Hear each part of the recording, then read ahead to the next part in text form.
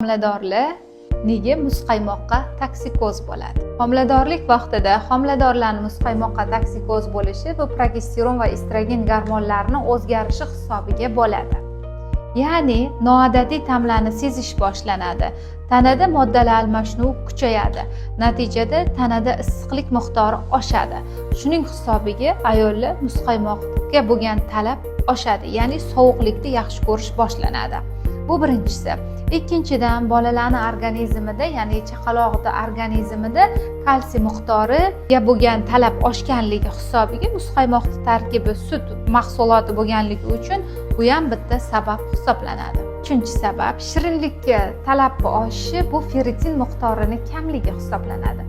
Qonda ferritin miqdori kamligi shirinlikka bo'lgan talabni oshiradi. Muzqaymoq yeb tomog'i og'rib qolgan homiladorlar bu muzqaymoq hisobiga tomoq og'rimaydi. Bu birinchisi. Ikkinchidan, muzqaymoq yedim, bolamni ichaklari shamollab tug'ildi. Bu bo'lmagan gap. Muzqaymoq hisobiga sizni bolangizni ichaklari shamollamaydi. Chunki og'iz bo'shlig'idan to oshqozonga tushguncha muzqaymoq issiqqina bo'lib qoladi. Bu videoni muzqaymoq yegisi kelib yomay o'tirgan qizlarga yuborib qo'ying.